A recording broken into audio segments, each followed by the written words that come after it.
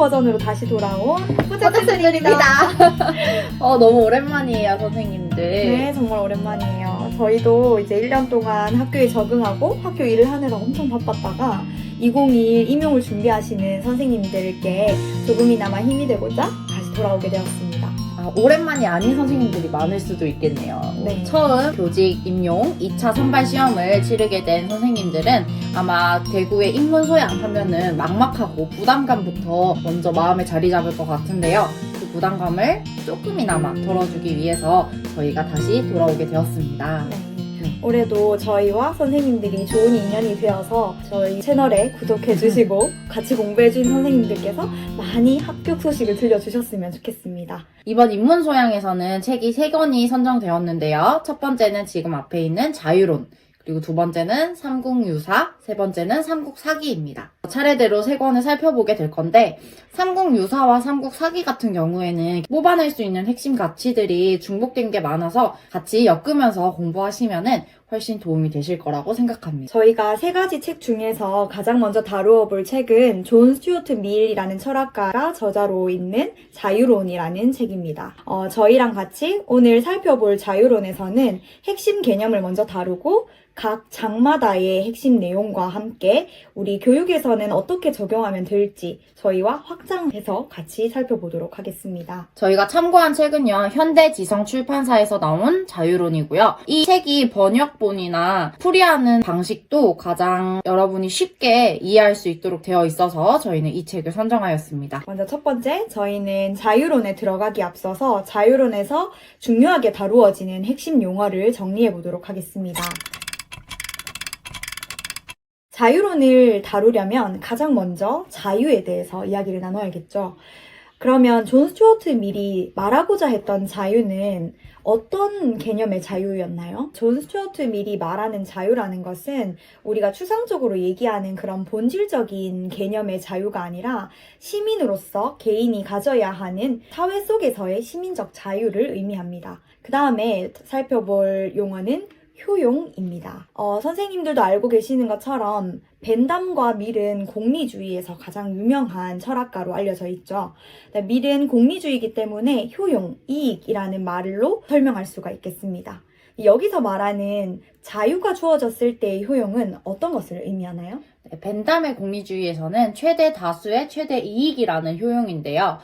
미리 말하는 효용은 자유가 주어진다면 모든 재능을 성장과 발전에 최대한 발휘할 수 있는 것을 효용이라고 이야기합니다. 벤담과 차이점이 있다면 벤담은 총 합이 크면은 무조건 그것이 이득이고 그것은 가치롭다라고 할 수 있지만 밀에서의 자유는 개개인 모두가 최대한 성장하고 최대한 발전할 수 있을 때 그것이 공리에 어긋나지 않는다라고 말을 할 수가 있겠습니다. 다음은 저희가 자유를 좀 더 구체적으로 다루어 볼까요? 미리 말하는 자유라는 것이 시민적 자유라는 것은 우리가 논의를 해봤는데 그렇다면 우리는 자유를 왜 누려야 할까요? 자유는 사람들의 불완전성을 보완하기 때문입니다. 어떤 사람이 옳다고 하는 행동을 할지라도 그 행동에 모든 진리가 담겨 있을 수는 없습니다.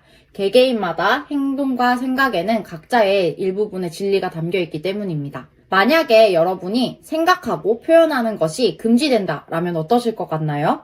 이 금지된다는 것은 우리가 생각하고 행동하는 것이 절대 틀릴 수 없기 때문에 각자의 생각을 말할 수 없다라는 것과 같습니다.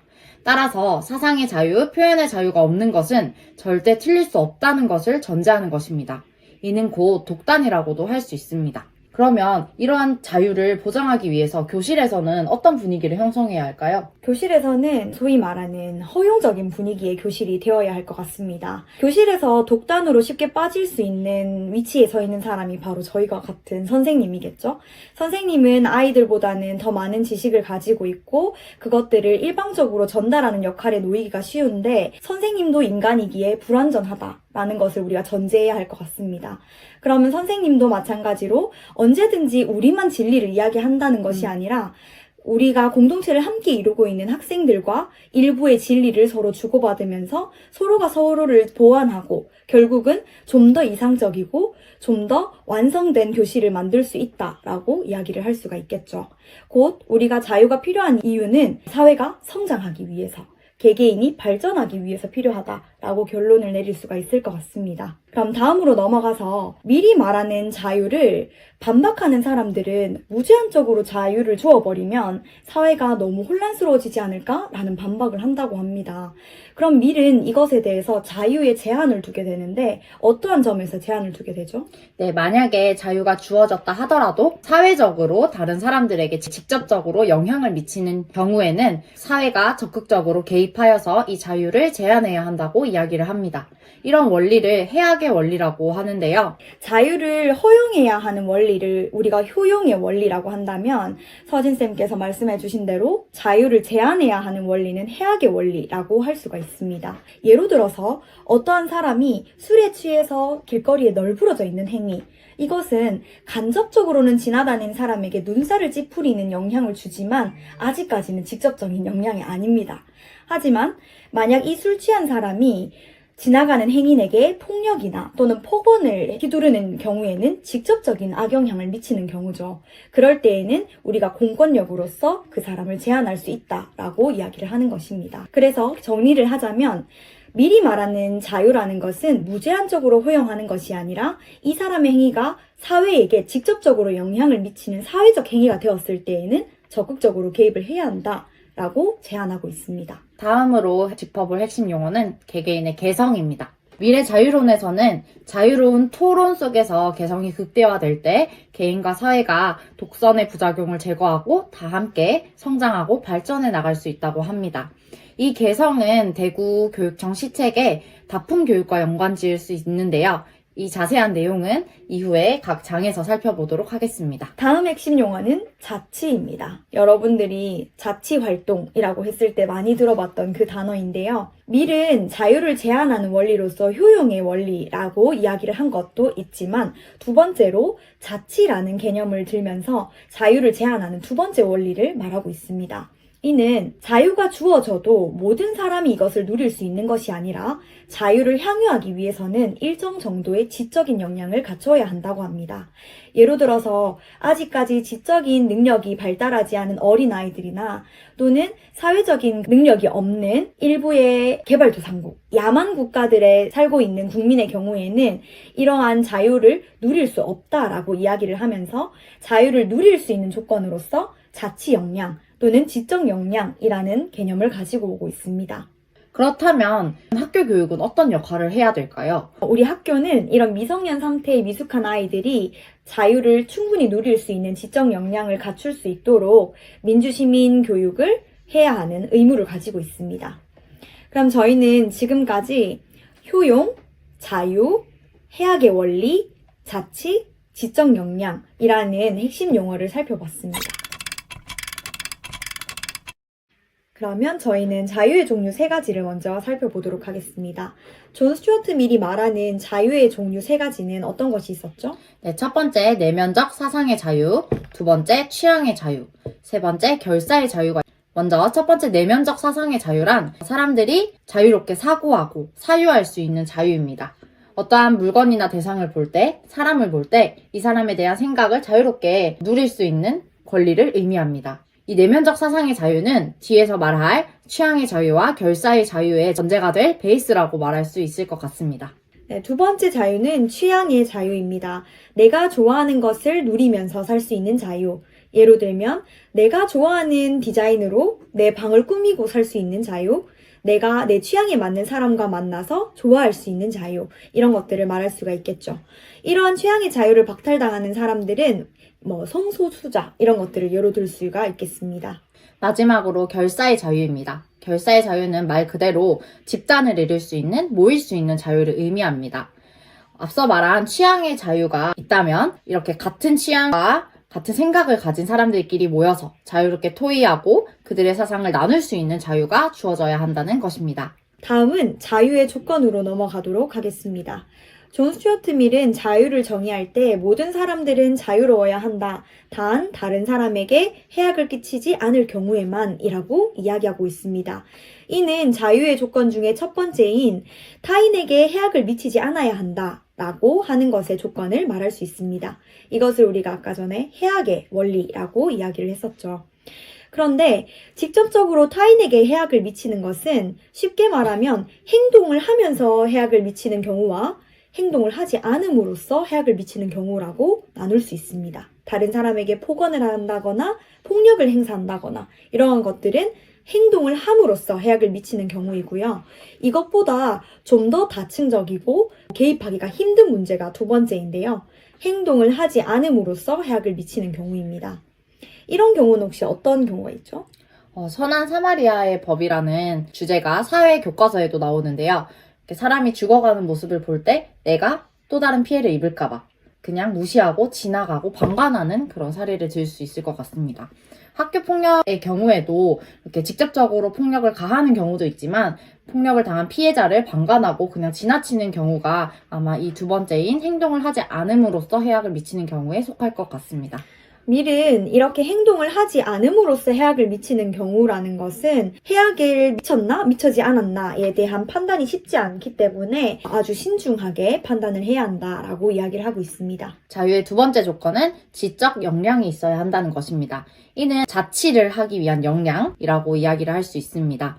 자유를 누리기 위해서는 사람들이 충분한 지적 역량을 가져야 하고 이 지적 역량이 갖춰지지 못한 개발도상국의 사람들이나 아니면 어린 아이들 같은 경우에는 자유에 제한을 둘 수도 있다고 이야기하고 있습니다. 이를 바꿔 말하면 지적 역량을 가진 성숙한 사람 또는 성숙한 국가는 이러한 지적 역량이 부족한 미숙한 국가나 아이들에게는 자유를 보장해주기 위해서 보호할 의무가 있다라고도 이야기하고 있습니다.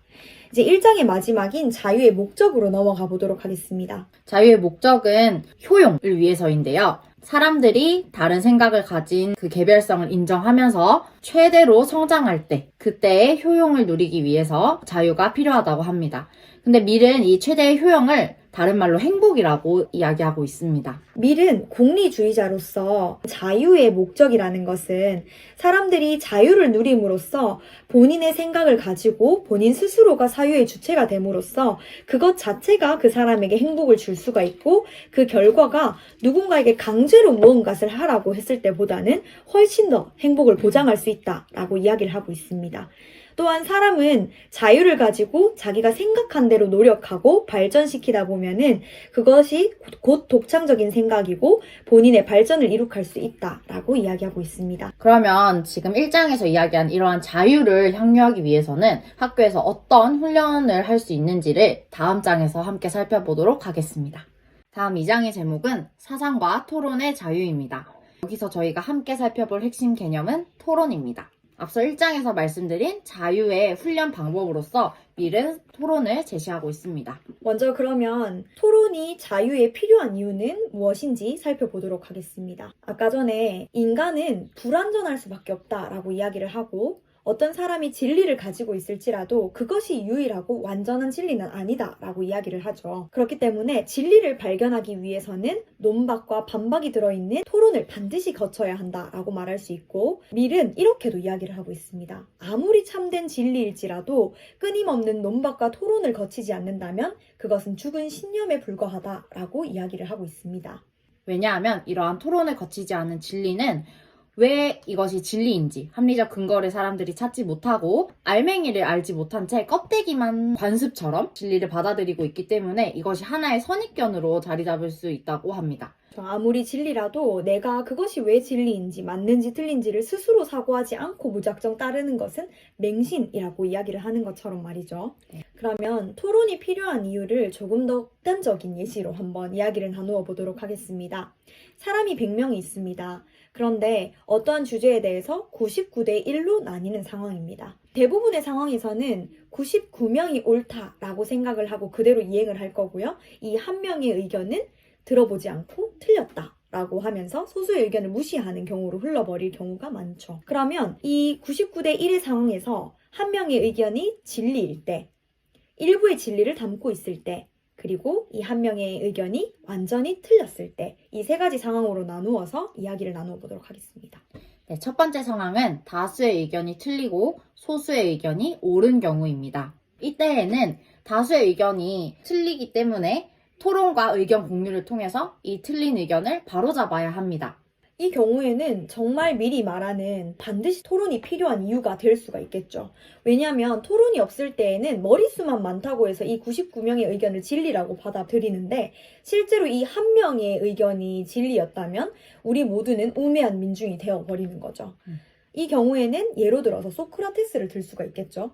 긴 시간이 지나서 현재는 소크라테스의 말이 진리로서 받아들이고 있는데 그 당시에는 이 한 명의 소크라테스를 99명의 사람들이 정말 미친 사람으로 봤었죠. 그러니까 이런 경우를 들면서 밀은 반드시 토론이 필요한 이유라고 제시를 하고 있습니다. 그럼 두 번째 상황으로 넘어가 볼까요? 한 명의 의견에 일부의 진리가 담겨 있었다고 했을 때 토론을 하지 않았을 때에는 이 일부의 진리를 놓치게 되겠죠.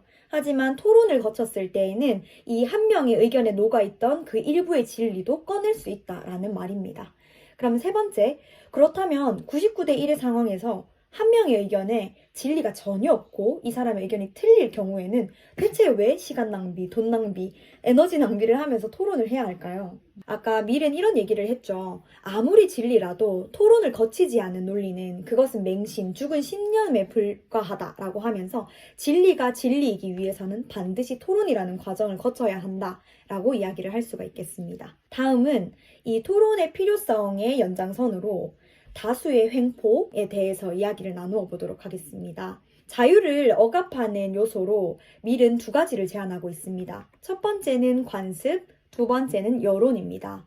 관습은 가시적으로 봤을 때 이 자유를 직접적으로 제한하는 요소로 볼 수가 있는데 이보다 더 치밀한 제한의 요소가 될 수 있는 것이 여론이라고 꼬집고 있습니다. 이 여론이 소수의 의견을 만약에 묵살하고 제압을 한다고 하면은 이 소수의 의견은 잘못된 진리다 하는 낙인을 받을 수 있고요. 소수의 의견은 소외되게 되고 그렇기 때문에 다수의 의견으로 획일화되고 이것이 관습이 되어서 선입견이 될 수도 있다는 문제점이 있습니다. 밀은 이렇게도 이야기를 하고 있습니다. 정치적인 압제와는 달리 다수파의 복정, 여론이라는 것은 개개인의 삶의 모든 영역에 아주 깊이 파고들어서 영혼 자체를 예속시킨다. 라고 하면서 무시무시하게 이런 여론을 비판하고 있습니다. 여론, 다시 말해서 낙인 이론 이런 이야기들을 교실의 현장에서 들고 왔을 때에는 우리가 어떤 논의를 할 수가 있을까요? 단적인 예로는 아이들의 미술 작품을 나열해 놓고 어떤 아이들의 작품이 좋니? 라고 했을 때 아이들이 스티커나 투표를 하게 되죠. 그랬을 때 아이들은 대부분의 아이들이 붙이는 스티커 쪽으로 자기의 스티커도 붙이게 됩니다. 이런 것도 어떻게 보면 내 취향과 내 눈에는 예뻐 보이는 그림이 따로 있는데 이 대부분의 사람과 선생님이 예쁘다고 하는 그림에 자기도 저절로 스티커를 붙이게 되는 상황. 이것 또한 하나의 여론의 형성으로 인해서 소수의 취향이 무시되는 그런 일들로 볼 수가 있다는 거죠. 그리고 만약에 발표를 할 때 학생들이 다양한 발표 의견이 일부의 진리를 인정하고 교사가 수용해야 되는데 너의 의견은 틀렸어 라고 묵살하게 된다면 그 친구는 다음부터 발표할 용기가 나지 않고 발표할 기회조차 이제 앗아갈 수 있는 문제가 생길 수 있습니다. 그래서 교사가 발문을 할 때 이 친구의 대답이 옳고 그르다로 판단을 하는 것이 아니라 틀린 답을 했을 때에는 왜 그렇게 생각했는지, 그래서 이 친구가 스스로 사유를 하고 다시 생각을 고쳐나갈 수 있도록 유도하는 것이 교사의 발문의 핵심이라고 말할 수가 있겠습니다. 네, 그리고 이러한 피드백뿐만 아니라 교사가 질문을 할 때에도 정답이 정해져 있는 폐쇄적 질문보다는 개방적 질문을 함으로써 아이들이 다양한 사고를 함께 공유할 수 있도록 하는 기회를 만들어주는 것이 중요하다고 생각합니다. 네. 여론이라는 개념으로 우리는 낙인 이론을 가지고 올 수 있겠습니다. 선생님들이 지금 한창 아이들을 올려보내는 시즌이죠. 하면서 이 아이 문제하다 이런 낙인을 쾅 찍어버리고 이제 다음 담임 선생님께 이 아이 조심하세요. 위험한 아이입니다. 이렇게 이야기를 하면서 이 아이에 대한 편견을 심어주게 되는 거죠. 하지만 이것은 다수의 교사가 이 한 아이에 대한 인상들을 정해놓게 되는 그런 여론의 형성이라고 볼 수가 있다는 거죠. 이 아이의 실제의 모습을 보는 것이 아니라 이 아이의 행동으로 인해서 이제껏 쌓아왔던 그런 겉모습만 보게 만드는 일이라고 할 수가 있겠습니다. 그러면 이러한 다수의 횡포를 물리치고 개개인이 자신의 생각대로 자유롭게 살 수 있기 위해서는 우리가 토론이라는 그 개념이 반드시 필요하다라고 결론을 지을 수가 있고, 교육 현장에서는 학생들이 서로의 생각을 자유롭게 나눌 수 있는 토론의 장이 확대되어야 한다고 할 수 있습니다. 그럼 이러한 토론의 장이 확대되기 위해서는 어떠한 수업들을 하면 좋을까요? 제가 하고 있는 수업 중에 하나인데요. 저는 하브루타 수업에 되게 관심도 많고 많이 해보려고 노력을 합니다. 하브루타의 핵심은 질문이라고 할 수가 있는데요. 옳고 그름, 정답이 정해져 있는 질문을 하는 것이 아니라 아이들이 깊고 넓게 생각할 수 있도록 열린 질문을 하게 됩니다. 그리고 이 아이의 생각이 내가 생각하는 것과 다를 때에는 왜 그렇게 생각하는지, 어떻게 그런 생각을 하게 되었는지 스스로 아이가 사유하고 생각의 폭을 넓게 할 수 있도록 도와주는 그런 수업입니다. 그런데 이러한 토론을 교실 수업에서 적용할 때 문제점이 하나가 있습니다. 경쟁적인 토론을 진행하였을 경우 이 판정단에게서 선택을 받지 못한 팀의 의견은 이 학생들이 뭔가 상실감과 무력감을 느끼게 되어서 자신의 의견을 표현하는 것도 두려워하게 되고 다시는 토론을 안 하려고 거부감을 갖게 되더라고요. 그래서 이를 해결하기 위해서는 비경쟁적 토론이 활성화되어야 할 것 같습니다. 화면에 지금 제가 보여드린 것이 저희 많이 줄다리기 토론을 한 예시입니다. 수직선을 그리고 양쪽에 찬성과 반대 의견이 각각 있습니다. 그러면 수직선에서는 의견을 얼만큼 찬성하는지 숫자가 적혀 있고 학생들은 각자의 붙임 쪽지에 자신의 의견과 근거를 적어서 이 수직선 위에 표시를 하게 됩니다. 그러면 이 의견에 대해서 어느 정도 생각을 갖고 있는지 그걸 가시화하여서 볼 수 있습니다. 상대방을 설득하기 위한 핵심 질문을 하게 되고요. 서로의 의견을 나누고 질문에 반박하고 논박하고 난 후에 얼마나 생각이 바뀌었는지 붙임 쪽지를 다시 위치를 재정비하게 됩니다. 이를 통해서 서로의 생각이 다를 수 있음을 인정하고 한쪽만 옳은 것이 아니라 각자의 부분적으로 포함될 수 있는 진리를 서로 수용하는 데에 이 토론의 목적이 있다고 할 수 있겠습니다. 그럼 이러한 자유론의 내용을 우리가 교육의 현장으로 끌고 와보면 교육 현장에서 일어날 수 있는 다수의 횡포가 교실의 문제도 있겠지만 학교 전체에서 선생님과 선생님 사이에서도 충분히 일어날 수가 있고 더 크게 보면 국가적인 교육과정과 그리고 개별 학교에서 일어날 수 있는 그런 다수의 횡포도 있을 수가 있겠죠. 그래서 문제로 나온다면 교육 현장에서 일어나는 이런 다수의 횡포의 예시는 무엇이며 어떻게 해결할 수 있을지 그런 것들을 묻는 질문이 나올 수가 있겠고 그 해결 방안으로는 토론회 장, 자유로운 허용적인 분위기의 교실 이런 것들이 될 수가 있겠습니다. 네, 다수의 횡포를 개인적으로 겪은 일이 있었는지 이 겪은 일을 어떻게 극복해 나갔는지 이러한 사례를 제시하라고 하는 문제도 나올 수 있을 것 같습니다.